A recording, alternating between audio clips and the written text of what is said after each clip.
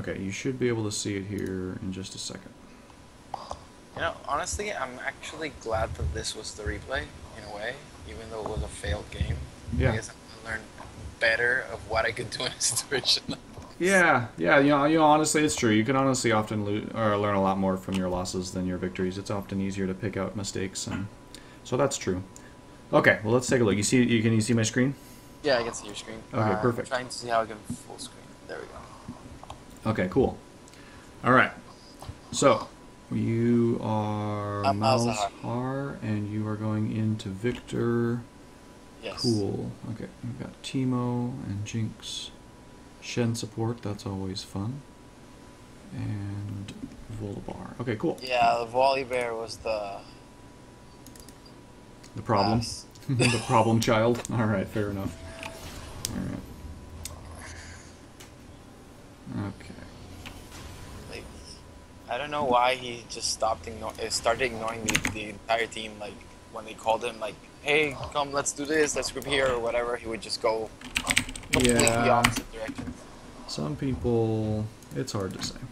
It's hard to know why some people freak out. But by the way, I don't know if you're still streaming, but my screen is. I mean, if you pause the game. I did just pause it, yeah. Okay. Okay. So I'm looking something up here real quick.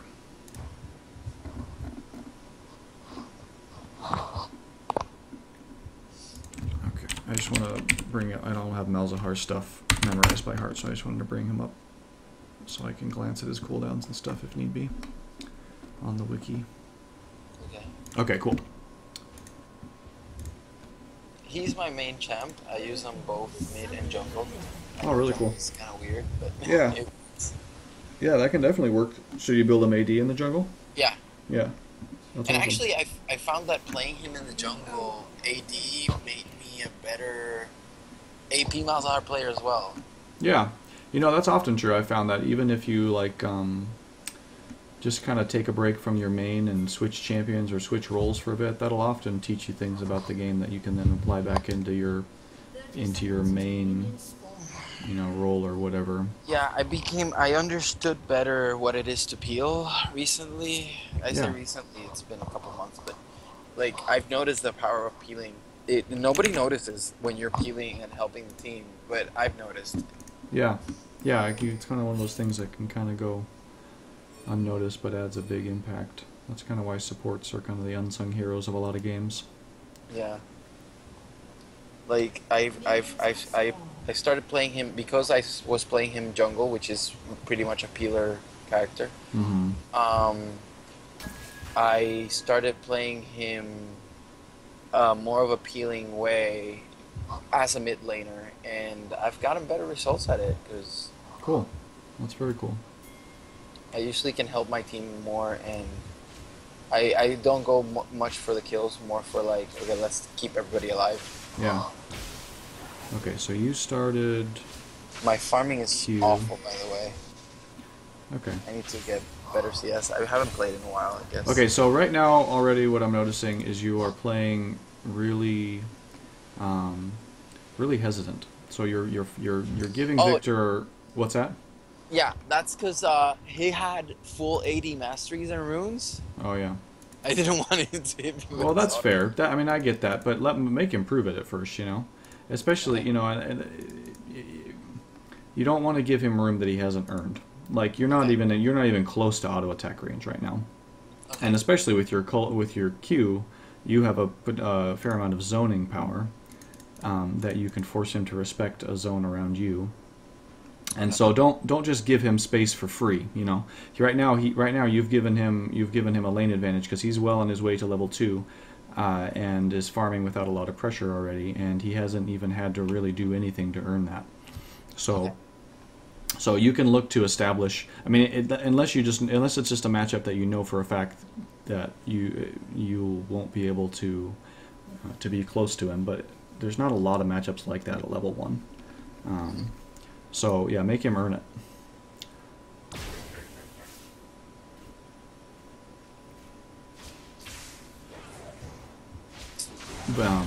Yes, there you go. There you go. That's a good trade. So if he's going to overextend, then yeah, you have a lot of ability to hit back, especially since your Q is a big silence.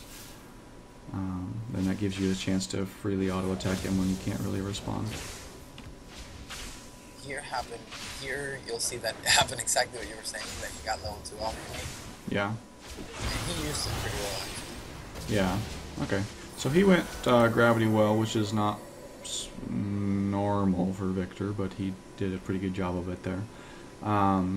Yeah, so that's another thing. He's done a good job. He came into the lane. He was really aggressive, and he shoved it. And so now this is going to be kind of a tough lane in general, unless he makes a mistake. This is going to be, he has the advantage for a little while here. In general, you really want to try on almost every matchup. You want to try to establish level 2 first. And so even if that means walking into lane and just using your Q on the ranged minions on that first wave, just to get them all really low, and that way you set yourself up to be able to clear that wave a little bit faster, and because that level 2 is a big deal. I don't know that.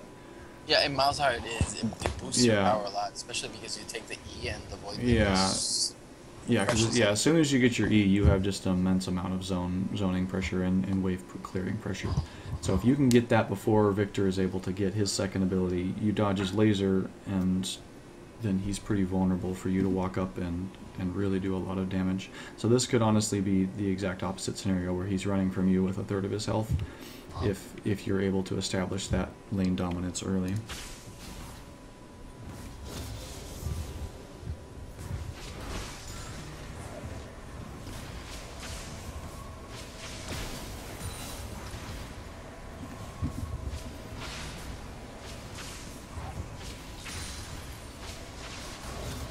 So yeah, if you want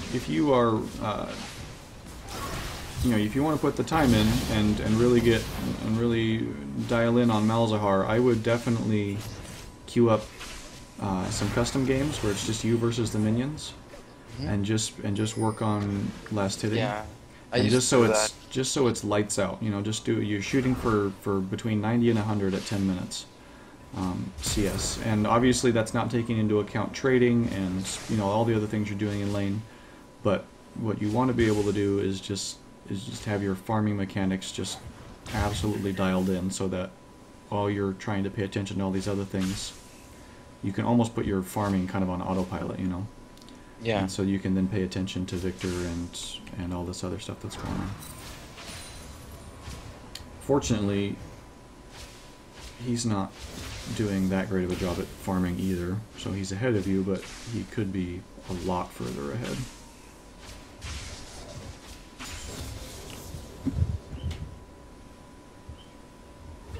So right now you want to go through your ward. Well, not right now, I guess. Yeah, you got a kill there, but at this position in the lane. So that was a good kill. That was a good job. You overextended and you punished accordingly. So that's a good instinct. Right now, though, yeah, it says Fiora is about to gank. So Fiora's kind of late. Usually, the first gank will happen about a minute ago. Yeah, between 3:30 and 4:30, you'll see the first gank happen. It often happens top lane, but sometimes they'll opt to gank mid. And if they gank mid, then it can happen a little bit even sooner sometimes. But between 3 minutes 30 seconds and 4 minutes 30 seconds, I'm not sure what Fiora's clear time in the jungle is. So that might actually explain why she's a little later than I would have expected. Before Hydra, she only has single target damage, so that's probably why. But at about this time, but about the 3 minute 30 mark ish, between 3:30 and 4 certainly, when you get the wave is starting to push toward his turret over here. That's when you want to go throw a ward down. And usually you want to throw it on red side for most junglers, because usually most junglers are going to start blue side, and then they're going to work their way over to red side, and then they're going to look to gank. So that's why top gets ganked often first. But so about 3:30, between 3:30 and 4 minutes, you can just walk up and throw your ward right here at this entrance, because that'll cover this kind of zone, and if she comes through river, you'll be able to see her walking down in here. So that's a pretty strong position for that ward on red side, right at that entrance. So you'll be able to see her coming. Good silence. Yeah, that's fine. You probably could have flashed earlier, but you were gonna want to go back to base anyway, so it's fine to hold on to it. She doesn't have ignite or anything, so that was fine. I honestly was waiting for a jump before the flash. Yeah. Well, and I forget exactly how her dash works. It's like a double dash, so if she hits one thing, then she can dash again. So I'm not sure why she... Alright, I have to go back and look at it again. But anyway, yeah, you did fine there.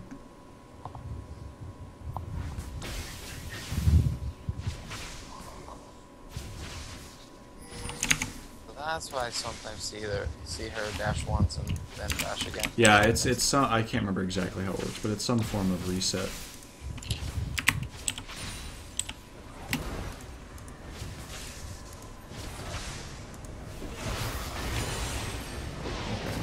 Okay, here I thought that volley. I just told volley that I could solo dragon if we clear Viktor out. I thought that's what we were gonna do. Oh, okay. So after I take him out, I tell him to like, okay, let's go get dragon. Okay. So and he stayed there. Yeah.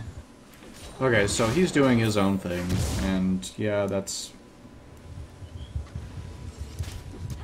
So I went back to lane. That's less than ideal. You know that Fiora, you can see Fiora here. Yeah. So yeah, so right now, I don't know that I would roam right now. This is a reactive roam. If you're gonna, are you roaming? Or are you coming back to lane? Okay, yeah, that's the better decision at this point, I think, because by the time you get down to bot lane, whatever's happening there is going to be done. Yeah, it's too late. If you had, let's see, let me go back here. Okay, so after you kill, so ideally you see Fiora heading downward from this position. So if you were to book it to bot lane right now.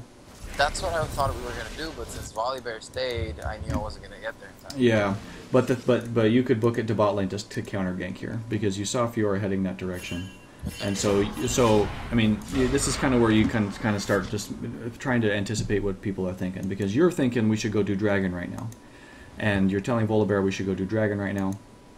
And so you can kind of be thinking to yourself, well, that's probably not super unreasonable that Fiora is thinking the same thing. Their jungler is thinking the same thing. She wants to go and establish a position to do dragon. Usually, ideally, to establish a strong position to take dragon, you want to kill bot lane, because that's going to be the most expedient way to establish a numbers advantage. Yeah. On the bot side of the map. And so that's where you saw Fiora in your lane here, and then you saw her wandering down here. She's not going to try to solo dragon. I don't think Fiora can solo dragon this early. So she's not going to do that. So, I mean, yeah, there's a chance that she's wandering up in here or something. But you don't lose anything by just kind of working your way down here so that when she does pop into this ward's range, you're in position to actually come in and do something about it. Okay. If she just never appears down here, then yeah, just go back to mid and push it, and you haven't really you lost a few CS, but you're not really trading a lot on the off chance that there's a pretty good chance that Fiora is going to show up and try to gank bot, because your lane is pushed. She was heading that direction. Dragon's objective that's going to be coming up, and she wants to gank bot so that her team can have an advantage taking dragon. Yeah, and yeah, ideally Volibear would be thinking the same thing and heading down there too, but all you can control is what you're going to do. So. And I think if you had gone down there, yeah, I probably could help them. you at least would have stopped them. They would have been too low to take dragon.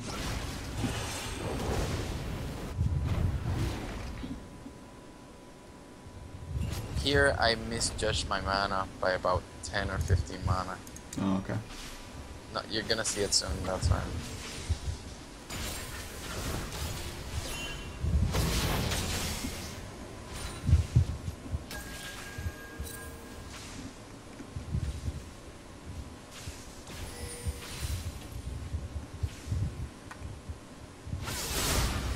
Couldn't get my ult off. Okay. Yeah. Yeah, and you probably would have been able to get the kill if you'd been able to get your ult off, but yeah. With somebody like Fiora, that's still pretty risky when you're kind of low health like that. Or you weren't super low health, I guess, but... so yeah, that's kind of unfortunate. Yeah. That's just kind of a roll of the dice, I guess, because if Viktor's right there, he could potentially be joining the fight. So that was a good instinct to try to take her out, though. So, do you know exactly how much mana it takes to get your full combo off? Yeah. Okay. 180 Okay, for cool. just W and ult, and 65 more at that point. Good. For the E. Good. Yeah, that's an important number to just know, so then you can just kind of glance down at your mana bar and know. Yeah, it's just that since minions were dying, I thought I was gonna get the last bit of mana really quickly from the E. Yeah. But I didn't. I shouldn't have done that. I should have Yeah. just waited until I had it. Yeah, that happens. That's okay. Okay, so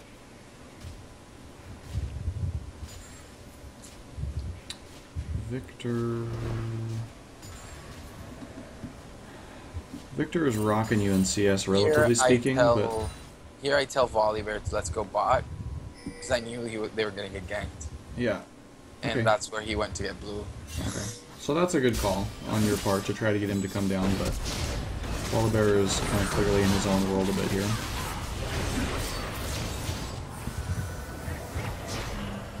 Oh, where was your ult? I didn't have it yet. Oh yeah, I did have it. Oh yeah, you did have it there because you didn't use it on Fiora. You wanted to, but you didn't. So yeah. No, you had it there. I guess. I didn't use it. Yeah, that's just stupid on Jinx's part. So yeah, that could have been an ult on Callista for the kill. But ideally, this is just not a good idea. I mean, you're kind of hoping that your team follows up on you here, but I don't. I mean, maybe you can take Dragon. At all. Maybe you can take Dragon, but even if you are able to solo Dragon, it's gonna take forever. Yeah, because I was too low on mana. Yeah, and you're gonna lose more than you gain. So at this point, in this situation, just throw a ward on Dragon and go back to lane, so that they're not able to take it from you or sneak it from you at least. Okay. But you're not going to be able to get it fast enough to make it worth it. You're going to lose honestly, all of this. I was still hoping that the freaking Volibear was going to come down. I think that was my biggest mistake. Yeah, but even by the time he gets down there, it's too light. It's been too long, and you're super low health. I mean, even Morgana could walk up here and kill you. So this is not worth as it were. So you would be better off going back to lane and making sure that Viktor isn't free farming and pushing your turret without consequences. And he's going to take the turret, by the way. Yeah, so that's exactly why.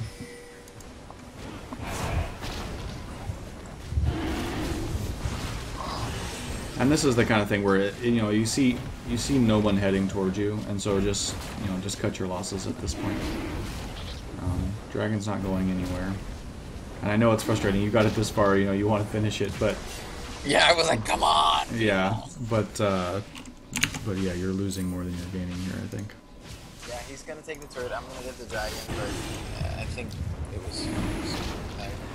The thing to keep in mind with dragon is not worth a straight turret to dragon trade anymore early game, and so yeah, just in general, I won't beat it to death, but it would have been better to go back to normal. So now, wow, who has all the kills? Oh, Riven. Riven is destroying. Riven destroying Teemo. Okay, so... And bot lane has been getting rocked. Yep. Okay. Okay, so at this point then, so if you're looking at this situation, both your other lanes are getting rocked. Your jungler is not doing anything. This is tough. This is going to be a tough game to come back from. Even if, I think you go on to lose this game, but in this is the kind of situation where, man, this is going to be rough because you don't have a lot of late game potential in Teemo. You do have late game potential in Jinx, but Shen is Yeah, he's just. I mean, he just doesn't have a good opportunity to become a tank when he's playing support until super late game. You and Victor kind of bring an equal amount of power to the table. I mean, it's different kinds of power. You're more about picking single targets off, and Victor's about AOE. But you kind of bring the same amount of power to the table. And so Teemo isn't going to bring anything like the amount of damage that Riven will, even if he was winning. So it's kind of rough to know what to do at this point. I mean, you don't want to do your best chance at coming back in this game is to try to either just shut down Riven or shut down Callista. And since Jinx probably Riven later. What's that? I went for Riven later. Yeah. So honestly, if you go and you try to shut down Riven, maybe you shut down Riven, but your upside is getting Teemo ahead, or getting Teemo back into the game, and that has more limited upsides than getting Jinx back into the game. Jinx can potentially carry a game if she gets into late game because she pushes so hard and does so much damage with her rockets and minigun. But she was missing all of her.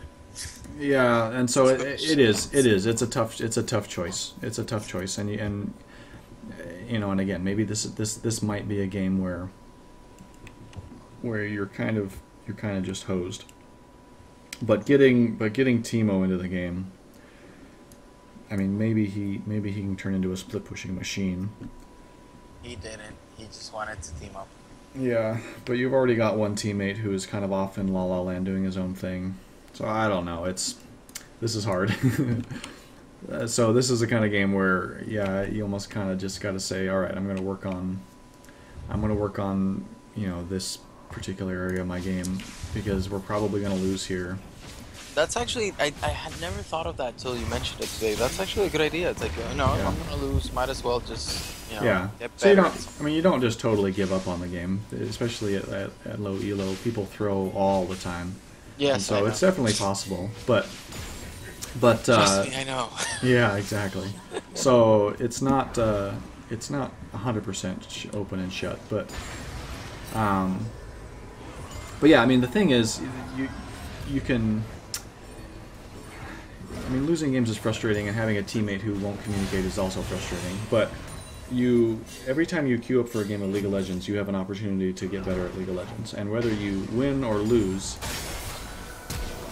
you still have that opportunity. So never trade an opportunity to get better at League for an opportunity to complain, or an opportunity to rage, or to blame your teammates or something.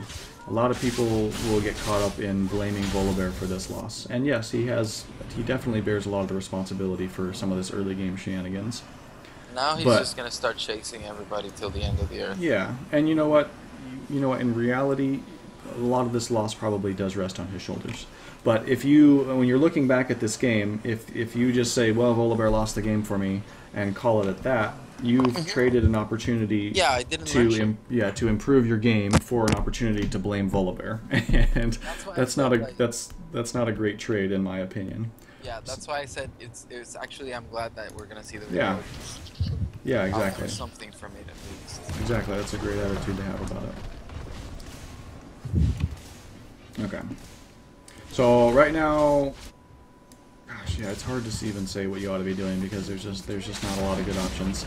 Ideally, I mean, pushing is probably your best option here. I can get away from her. Yeah, she's gonna obliterate you at this point because she's Fiora, and it's at this point in the game. Once she has her ult, she can 1v1 just about anybody she wants to, even if she's even.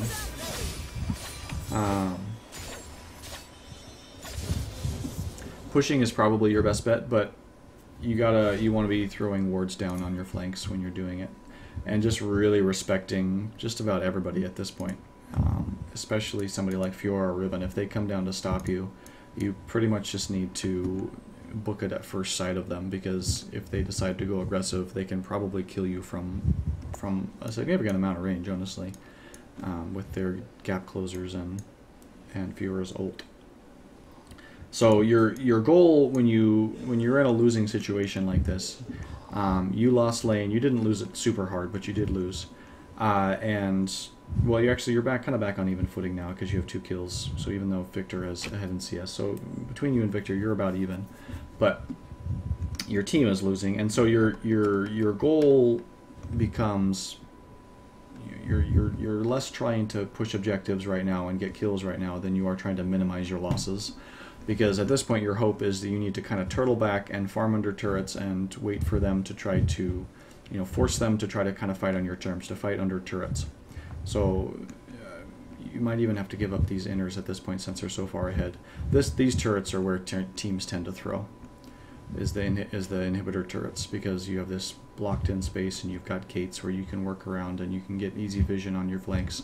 And so teams will try to force things in this scenario, and this turret is particularly good at slowing carries down because it's a slow and it's an armor reduction, and I think it's even a damage reduction.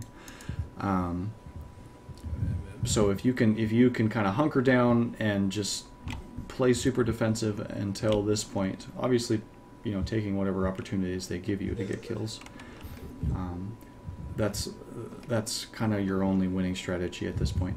The other thing that you want to make sure that you are doing as much as you are able is just carpet bombing your jungle with wards. You want to be asking your team to do it. Whether they do it or not is not up to you. So you ask them a couple of times and just kind of sign off if they're not going to do it.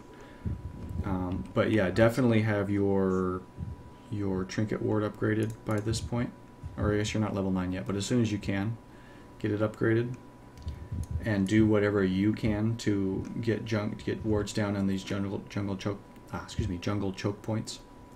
And it depends on how far back they have you pushed. If you are defending this inhibitor, you kind of want a ward in this bush and out here.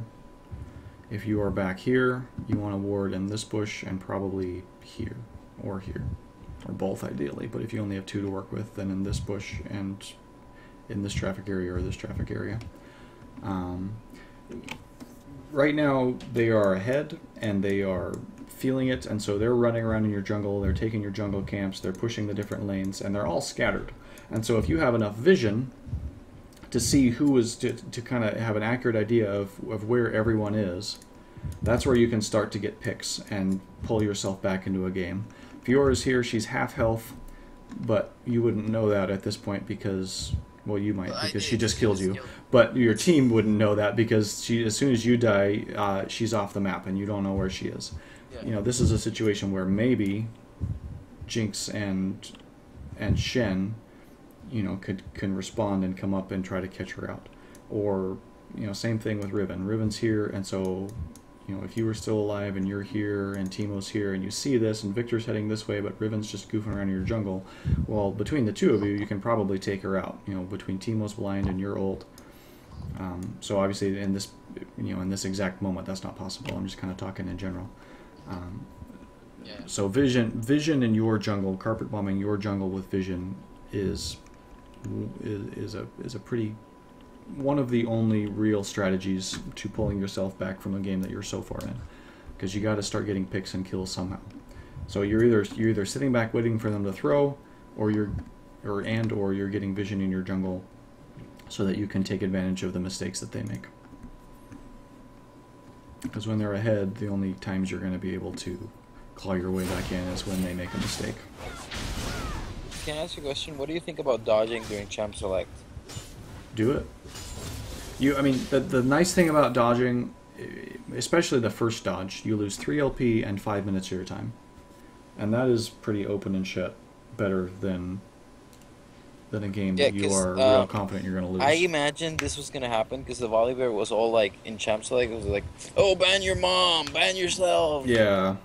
So if you can see somebody that's just going to be a Goomba, then yeah, if you have a pretty good sense that it's not going to go well, then yeah, dodge. And what you want to do is if somebody else dodges, and because of that situation, if somebody else does you the favor of dodging the game, then jump out of queue for a few seconds, wait 10 seconds, and then jump back into queue, or else there's a good chance you'll just get queued right back into with the same troll.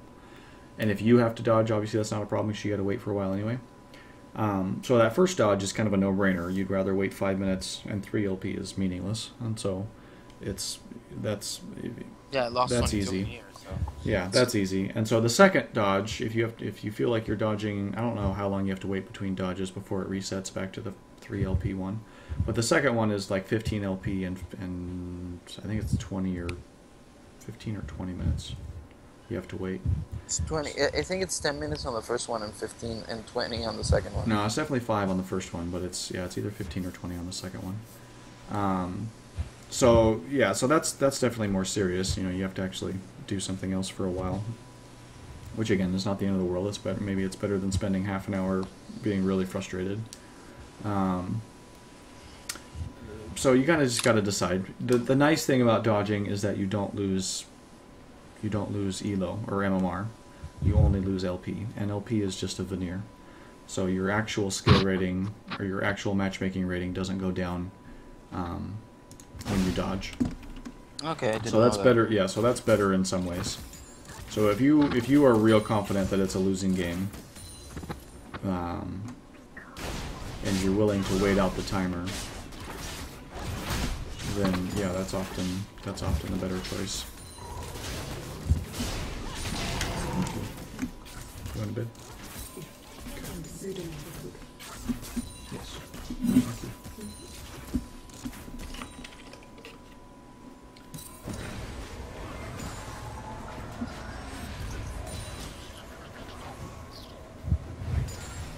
So with this team comp, ideally, you have a really strong amount of CC in Volibear and Shen.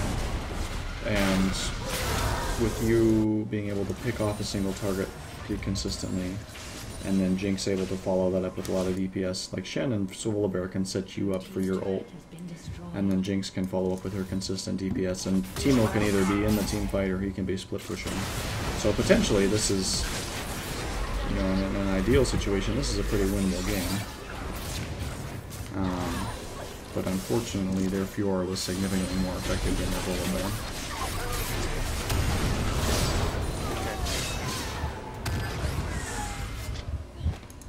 Shen is finally 6.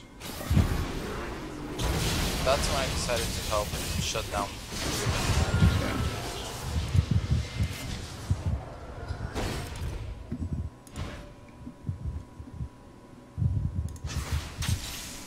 So in that situation, that was just a matter of just being just trying to be more aware of what Viktor is capable of at that moment in time. So if he doesn't have his ult, then chasing him through his gravity trap is probably not a bad idea. But yeah, he does. Surprised. Yeah, he surprised me. And so what you, I mean, and he has exhaust on him, or this probably would have almost instant nuked you. But that's just a general game thing. You got to be aware of what abilities are up, summoner spells and ults in particular, so that you can make informed decisions about when it's a good idea to chase somebody and when you need to fall back. Because I mean, a good Viktor player is doing this completely on purpose. You know, he's pulling you back into a choke point and throwing his gravity trap down, just praying that you walk into it, because he's waiting to throw down his ult and laser combo. And you'll see, especially like there's some champions that are just phenomenal at turning like that. Like Riven is a classic. If you ever see Riven heading toward a bush, she is not really running away from you. You know, she is, if she's any good, she's going to the bush so that she can jump back out and murder you. And so, you know, that you just got to be aware of what your opponent is capable of, how much damage they're capable of throwing down, and ideally you want to have a good idea of what abilities they have off of cooldown, especially ults and summoner spells.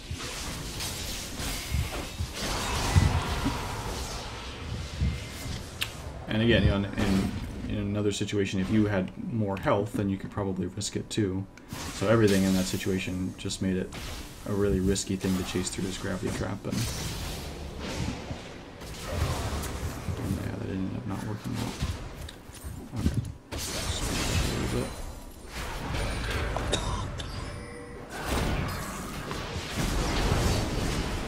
Yeah, so in general, when you have no control of what your teammates are doing, you can ask them politely in chat, but if you ever start getting frustrated or you know, you're never gonna You're never going to yell somebody into submission and over chat. And so you can ask politely once or twice maybe, and then you just got to give up on it if people are not going to listen.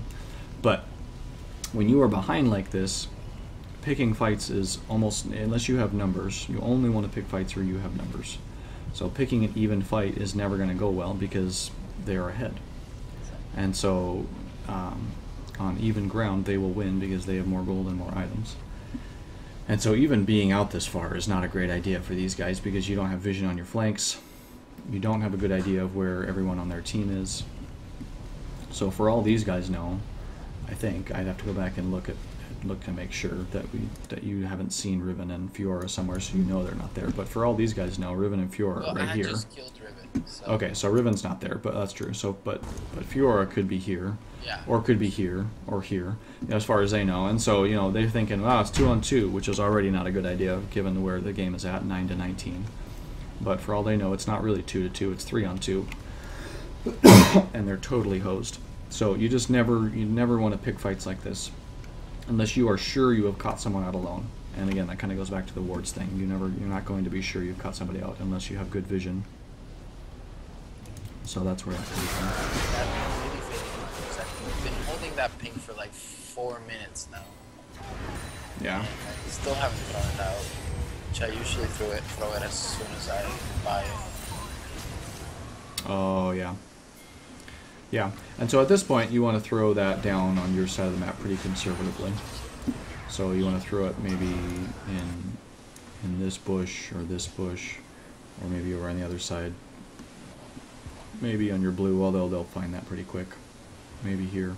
Yeah, I threw it on my red and they found it really quick. Yeah, so you want to throw it somewhere that, if they're going to take it out, at least that they have to be kind of extended pretty deep to take it out. So, you get vision of where they're at, and so you have that information, but also potentially, especially like in this bush, potentially that's, if it's just somebody alone in particular, just a couple of them, there's a good chance that you have enough people in the area to collapse on that. And that's one way. Vision is honestly a way that you can kind of corral a team. Here I was way overextended. Yeah, well, yeah, you are here because you don't have vision anywhere. You have no idea where people are. I mean, you know where Riven is, but that's almost it. So yeah, this is way overextended.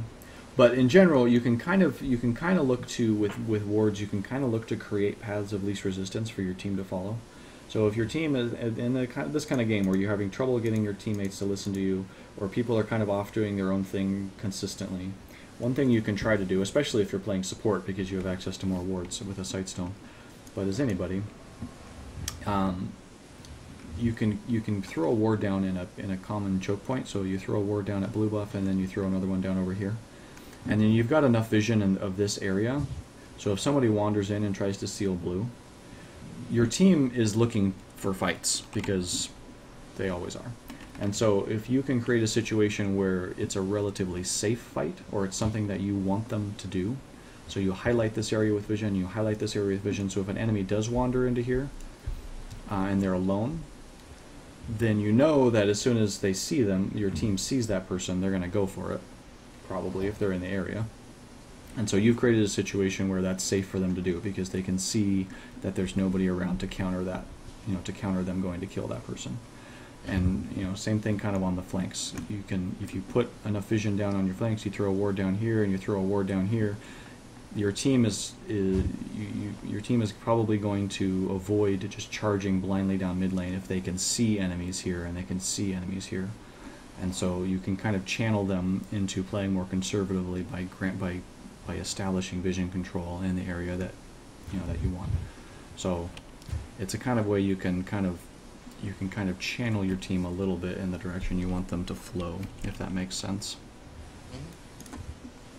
Okay.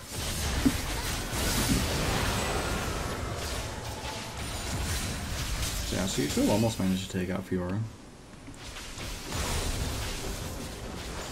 So you're pumping out enough damage to be a threat at this point.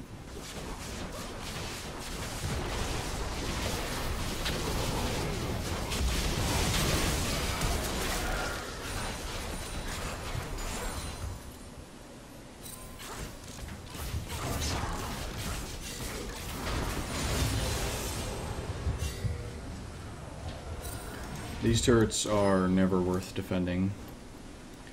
If Yeah, they're more buffer than anything. yeah, if the enemy team is going to make a serious effort at pushing out an inner turret like these, especially the ones on the sides, it's almost always just worth just falling back. You know, you can kind of delay them a little bit if you can with, you know, ranged abilities or whatever, but it's almost always just falling back to defend these, because it's too, you know, that's what Fiora's doing here. Even if Jinx hadn't already gone down, you know, they have the numbers and the ability to dive her, and then you can get flanked, and so it's just never a good idea to try to plant your flag on these hills. So right now you're looking at this situation, and you need to be falling back immediately. I decided I was going to take that turret out. Yeah, and again, in this particular game, you know, I can't fault you for doing that, because you know, at least you're getting something. But as you're looking at this situation, you have, I think you know you have Riven and Callista and Morgana, so you know you have at least 3, and I think you may have had vision of Fiora at one point. So you have a good idea that there's at least 4 people in this lane. Yeah, I knew that everybody was down there. I knew Dragon had just come up, and Okay. I said, okay, they're gonna go for Dragon. Gives me a little time to get the turret. Okay, so that's probably not a bad call then. But if you want to do that, you need to throw a ward down here. Okay. So or here, you know, in this entrance. So you know, throw your E down on the wave, walk down, throw a ward down, and then go push the turret. By the time you get, you know, your minions are gonna walk up, and you'll get there about the same time. But if they decide to come kill you before they do Dragon, then you've given them a kill and Dragon, and you haven't gotten the turret. So. Yeah. Yeah, you're right. So yeah, so grabbing that. So again, at this point, ideally you would have upgraded your yellow trinket, because that's easily the most gold efficient item in the game. Yes, I find it to be really good. 2 wards for free. Yeah, it is a beautiful thing. So you throw one right there, and that makes it safe for you to push this. So yeah, that's I didn't think about Dragon. That's actually probably not a bad call to say that they're probably going to go to a Dragon, so I have time to get this turret. The only time you got to keep an eye on it though, because if they decide to just 4-man this turret, then no one on your team is in position to do anything about it. So at that point, losing this turret for this turret is probably not worth it. Yeah, it would be a bad idea. So you want to kind of keep your finger on the pulse of the situation. Yeah, so they're pinging Dragon, and yeah, Fiora comes up to deal with you. So that's that ward. That's where you got to know. So you get the turret anyway. So at least you got the turret.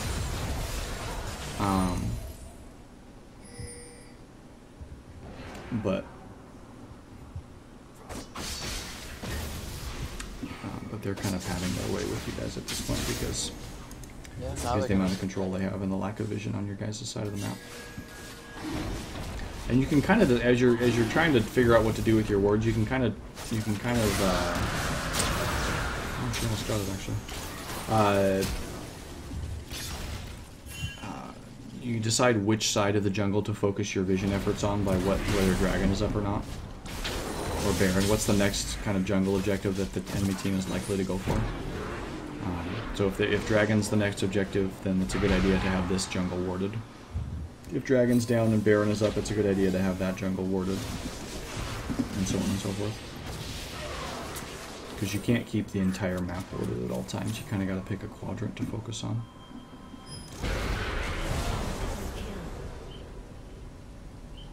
Nice. Timo got pissed at me for taking that kill. I was just pissed. I really didn't care. Well, whatever. People are gonna freak out about kill steals, then.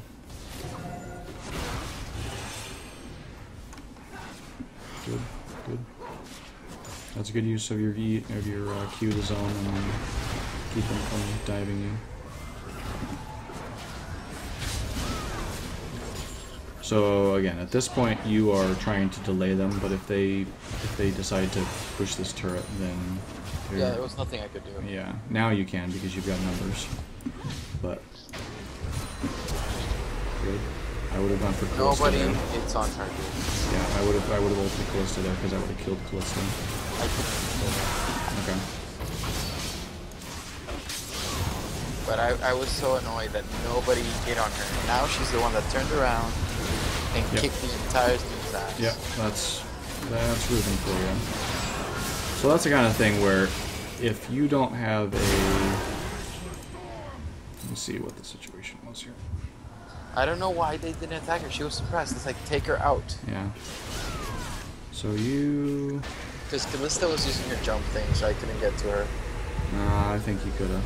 Yeah, I should have gone Flash Callista now that I see it. Yeah. Yeah, she was in range, and so that was you were. I think you kind of outplayed yourself a little bit there, thinking that she was going to be out of range, but that would have been the better way to go. I mean, of course, if you go for Callista, then Riven potentially dashes and stuns you, and so then it's risky either way. But I think Callista was probably the better target because your ult can probably kill her at this point.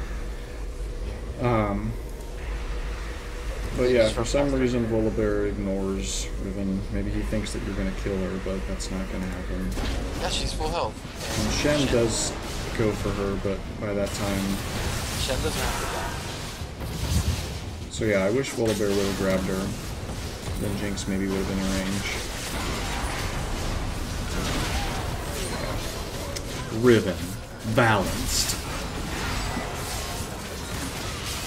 That's rough. Riven decimated the entire team with one ult. Yeah. That's it. That's rough. I am not a fan of Riven. You're not a fan of Riven? No, she is broken in my opinion. I hate that champion. I don't find her to be broken. I think they bounced her out pretty well. Yeah, I understand objectively that she's balanced, but she is just very difficult to deal with if she gets ahead. But she's at all. a duelist. It's like all duelists. Like, and she's an AOE duelist, which makes her even stronger in certain ways. Yep, she has a very strong ability to turn situations in her favor. Okay.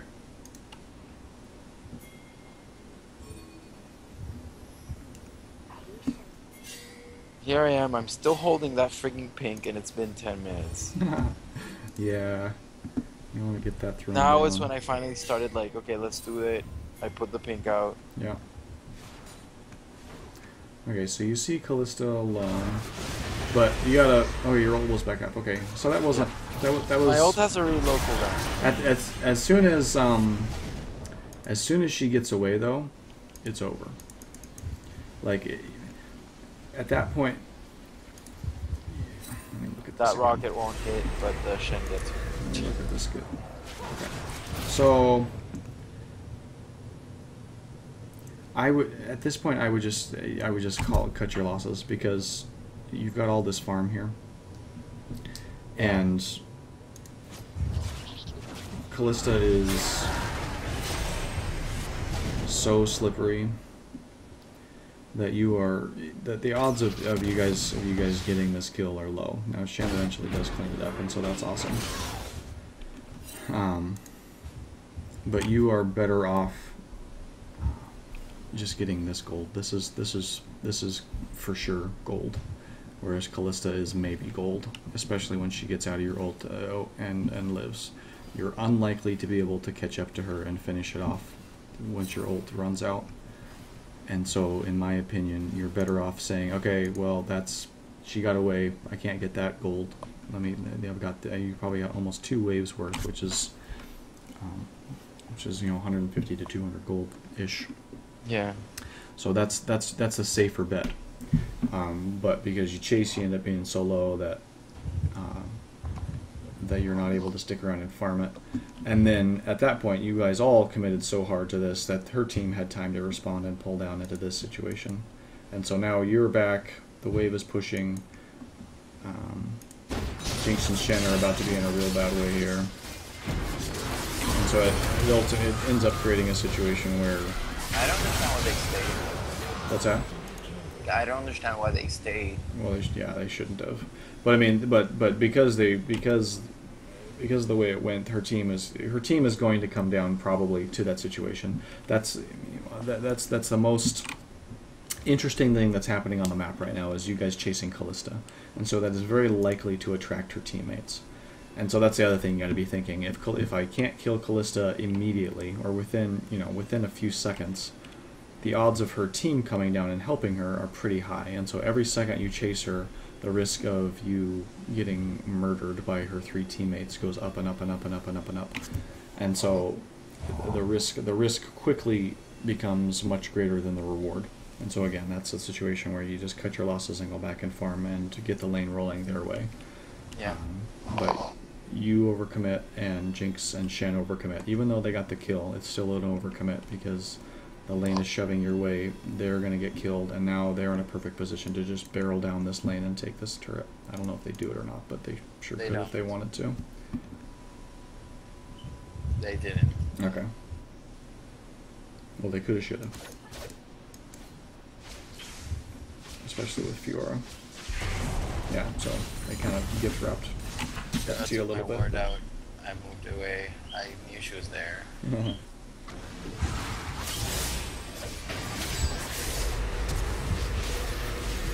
I don't know. Okay, so you reacted quick enough and you got the kill. You kind of got a little bit lucky there. That's another situation where having that upgraded yellow trinket, you probably would have had a ward available to throw down in this push. And honestly, I was sad that I didn't see the I could have helped him take them out. Oh, yeah. Then I came in. Yeah. Again, that's just lack of vision. If you had vision in this bush, a lot of that would have been different. So, again, get that ward trinket upgraded and get it working for you. Oh, bummer.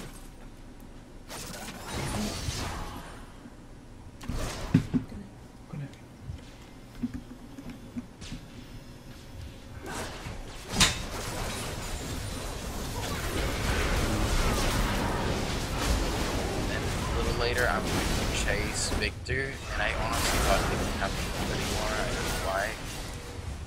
And he kills me with the ult. Fine. Well, that happens, and it does happen sometimes. You know, and it's okay. You don't need to beat yourself up over that stuff. It's the stuff that you recognize. Okay, I got to do a better job of tracking cooldowns. And if you're not sure, assume that it's up. You know.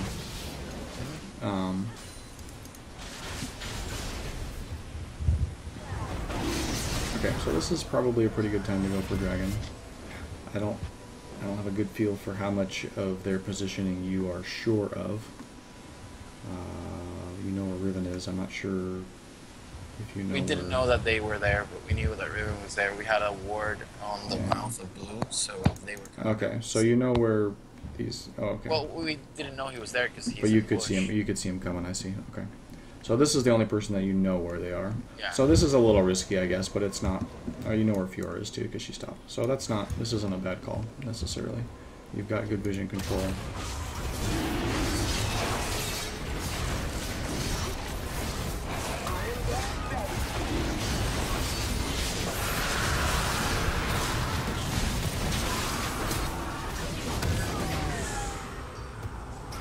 Nice.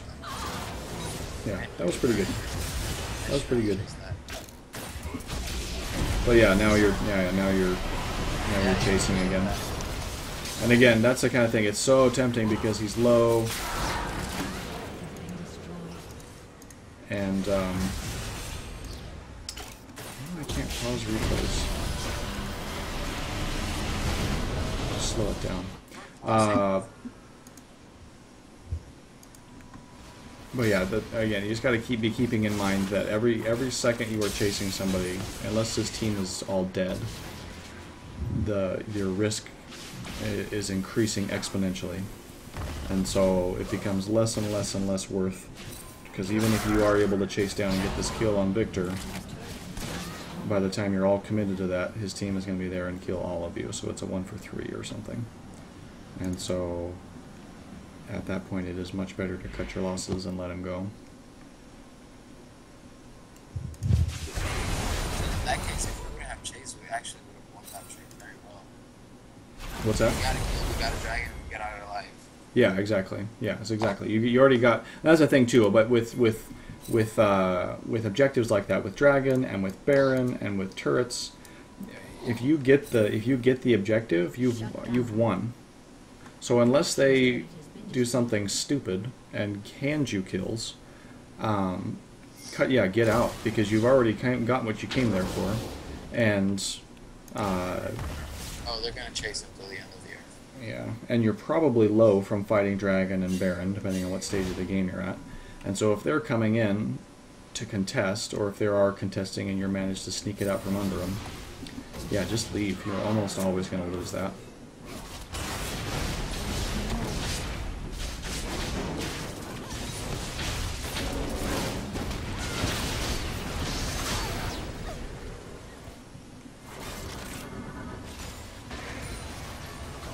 Okay, good. So you know you have numbers right now. Your tanks are pretty low, but you... So at this point you're thinking, we have numbers, we have pressure, so maybe we can pressure this turret. Yeah, but Volibear went B, so... Yeah, and so Volibear was pretty low. I mean, the counter to that is that... I was just trying to keep them away from the Shen, but the Shen wouldn't leave. Yeah. Fiora and Morgana, between the two of them, probably could have 2v4'd you guys there. With Morgana, I know, I'm just trying to get Fiora, the Shen to leave, but he wouldn't leave. Finally, I took him on to Bummer. Dang. Yeah, and that's nice. That's nice of you to try to defend him. But I mean, again, realistically, if Fiora isn't backing off due to your presence in that situation, just due to you being there, then Shen's on his own. Because if she decides to commit, there's nothing you can do to actually stop her. And so the best you can hope for is that maybe maybe make her think that you know something she doesn't. And so maybe she respects the fact that you're standing there. But since she wasn't respecting that, you gotta have an escape plan and just leave. Yeah. Because better to let Shen die than to have both of you die, obviously, is the math there.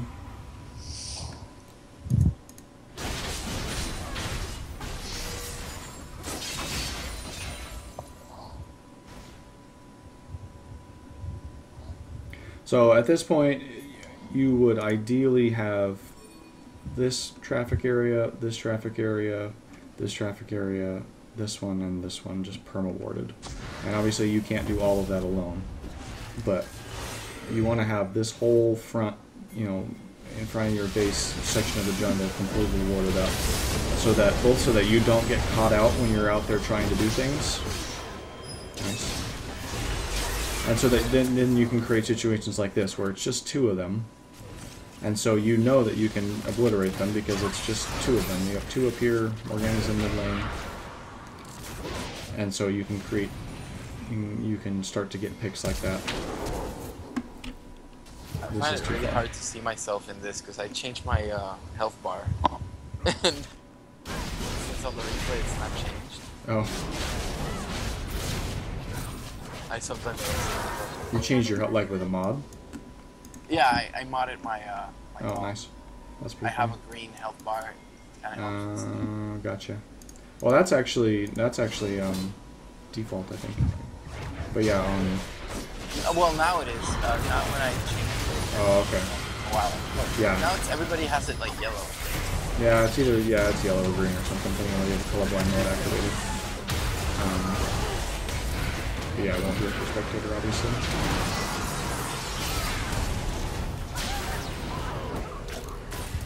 Yeah, they're able to just brute force you guys at this point. So there's probably not a whole lot more to talk about. They are going to take that turret. Yeah, and this is stupid. There's no reason to try to throw yourself and defend that turret when they have numbers like that. Much better to let them have that and defend, you know, and wait until your teammates are back up and defend this with 3 people, than going one at a time on that.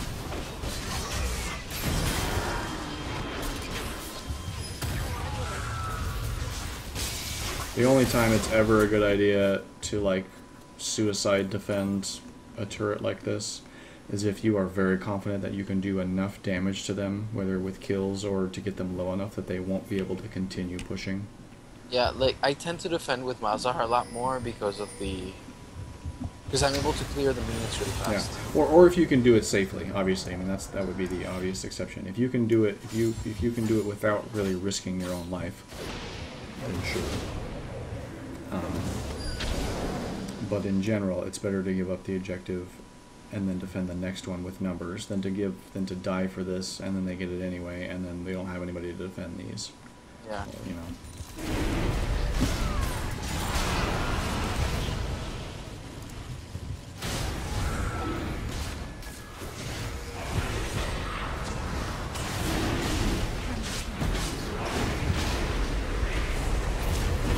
I was pissed at her. Yeah. That's the kind of shit. Yeah, He that's just stood frustrating. there. It's like, Yeah, that's frustrating. I shouldn't have gone in alone. At You that. probably shouldn't have gone I was- in, both yeah, because... I was too far ahead from them. Yeah, exactly. I mean, it's the kind of thing where, yeah, your teammates probably should have been there backing you up, but since they weren't, it's a mistake for you to be there. You know, you're right, but you're dead right. You know? Yeah. So, with the numbers you had, you probably could have contested Dragon, but since your team didn't follow up correctly, you probably should have just backed off and stayed alive.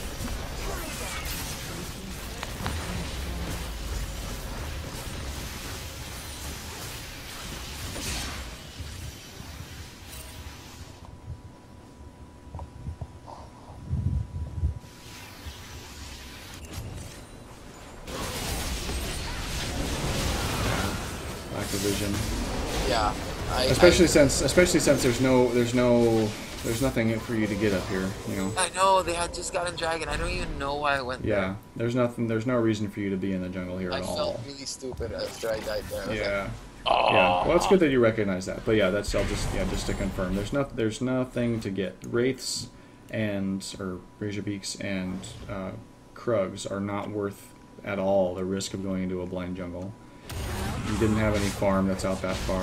Dragon's down. So yeah, there's just no reason to be out there. You want to stay where the enemy team is going to have a hard time picking you off. I think I just wasn't thinking straight. Yeah, well, at this point in the game, yeah, it's kind of over, and so it's not like that's a game changer or anything. And you're frustrated, and so it's understandable.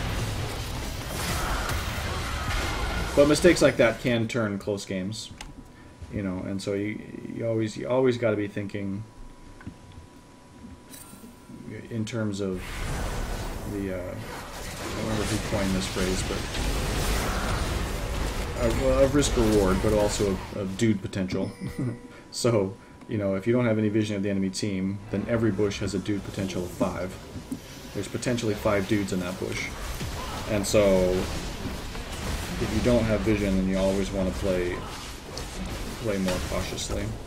What's the best way you found to get your team to ward? To get them to ward? Because this game I was really failing on my warding, but that's actually one of the things I've been working on lately, and I've been always upgrading my trinket, which I didn't do in this game. Yeah, you will never be able to control what your team does, obviously, but the best strategies to do it, to try to get your team on board with warding, is to just kind of constantly be a bit of a reminder.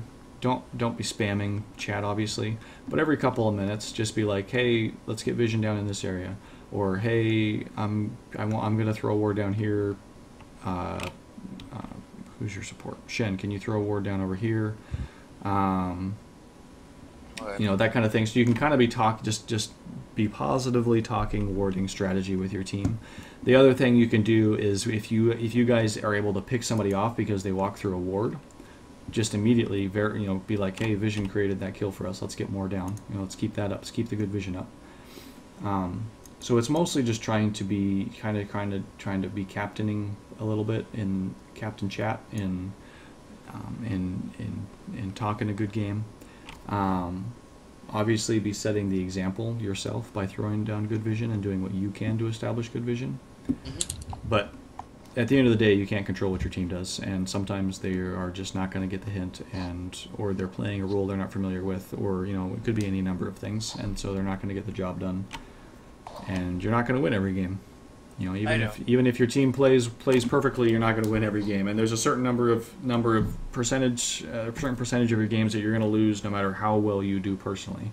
And so that's why, yeah, it's important not to sweat losses like this too much, because you honestly probably didn't have a great deal of control over whether this was a win or a loss.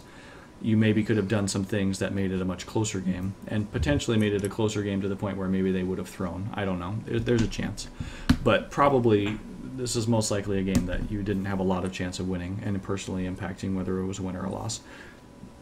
And so, yeah, you figure out something else to focus on, some other sort of goal to set for yourself. You know, maybe it's a certain CS count, or maybe it's avoiding every death from now on, or limiting yourself to one death. I've set up a couple of goals. One of them is I want to try to keep my deaths, no matter what, under 5. Sure. Sure. Another goal is I would like to have 80% CS at least. Mm-hmm. Yeah, those are great goals. Those are great goals. And And the other one that is more team wise is the warding. Because mm-hmm. I started looking at how much I ward and versus how many wards I would have up with just the trinket. And I'm not even reaching that upgraded trinket amount of wards. Sure. If I were warding as soon as it's up, put Yeah. another ward. Well, it's true. I mean, if you look at awards placed, you have a graph of awards placed by skill level. I mean, silver's placed more wards than bronze, gold placed more wards than silver, platinum places more wards than golds, and all the way up on the chain. And so it is consistent. It's a consistently rising, graph or whatever. That better you are at the game, the more wards. The people who are better at the game place more wards. Yeah, pretty much what I've been doing is I recently I've started to work around with everything in my life. Actually, I don't know if you heard about the Pareto principle. I don't know if I know that by name, no. Okay, it's pretty much it's a 80-20 rule. It's that 80% of the effort you make is gonna yield 20% of the results, and 20% of the effort is gonna yield the other 80. Yeah. Well, So if you can find what is that 80%, what is that 20% that will yield the 80%, focus on that. yeah. Yeah, absolutely. You will have better results. Yeah. Yep. From what I've started to figure out, one of them is the vision. Yeah. Vision is massive, both because it helps you catch people out and it helps you avoid getting caught out. It creates situations where you can turn games on their head because you can see, you can recognize and capitalize positioning errors, and it's a fairly easy way to improve. It's not like you have to hammer out your mechanics or sit down and memorize a list of cooldowns or compared to those, warding is pretty dead simple. You buy a ward and you slap it down. And there's a little bit more to it than that as to where good ward, what the best places to ward are and stuff like that. But yeah. So yeah, you're right. Is no blind chases. Yeah, you got to cut down. Yeah, so for big picture things from this game, make sure you are warding. You are doing your port to ward. So that's huge. Cut down on chasing. There's a couple of situations in this game in particular where if you had kind of cut your losses sooner, it would have created an advantage, a few minutes down the road, because it's not just about whether you get the kill or don't get the kill. It's about what that does to the state of the lane and the state of the map, for the next few minutes. Those decisions have repercussions that last for a little bit. Early on in lane, don't give him space for free. Make him earn that. I think you were probably better than that, Victor, honestly. And if you had been more aggressive early and established a position early, Malzahar is just a nightmare to deal with because he pushes so hard, and Victor honestly has a hard time farming early until he upgrades his laser. And so you can really hurt Victor's early game by establishing that vision or that lane position early and pushing for level 2. So that's honestly a pretty easy laning tip that will make a lot of your games go better, is to not give people respect that they haven't earned. If Victor turns out to be really good at landing every single laser and dodging your skill shots, then yeah, give him some more respect. He's earned it. But until that point, don't assume that he is better than you. And the same, even matchups that quote unquote counter you. For all you know, the guy picked that champion and it's the first time playing it because it supposedly counters Malzahar. Yes, I hate when people do that. Yeah, like, and so just because you're going into a lane that technically should beat you, don't assume that they know what they're doing. Make them prove it, make them earn it. Don't be stupid and hand them something, but don't just give them ground that they haven't earned from you. And as Malzahar, ideally, you can snowball that lane victory into a map victory. Malzahar is a fantastic roamer because he has powerful ability to shove lanes quickly, and then can roam and has a great gank. So whether you roamed bot or top this game or both, that would be your ideal situation. And if you could have established that toehold early on, that might, who knows, but that might have it might have slid the game in the other direction at that point. So yeah, so focus on vision, focus on smarter engages in terms of when to cut your losses, and early on, work on CSing. I would really encourage you to spend some time in some custom games and just getting that your CSing mechanics just to be absolutely lights out, and then yeah, just in general, just be a little more aggressive early on. And I think your results will. One question: when you pass this CS like alone, Mm-hmm. Do you use skills at all? Or do you just go for Yeah. pure No, do it. There. I mean, it depends. You can do it both ways. I would actually encourage you to do it both ways. Do it. Go in one time with no items, and just try to last hit. So just work on purely last hitting with your auto attacks, and once you do that a couple of times, and then then queue up another one and go your item build that you would start and use your abilities, because they're both useful exercises, because no items and just auto attacks helps you just with last hitting. It helps you time the last hits, it helps you keep an eye on minion health, it helps you keep an eye on managing the wave and just last hitting, and that's useful for when you're trying to freeze. And so that's useful to do. And then doing it with your with Doran's Ring and with abilities is a little bit more reflective of what you'll actually be doing in lane, and so that can help you practice using those abilities and stuff without just automatically shoving the lane.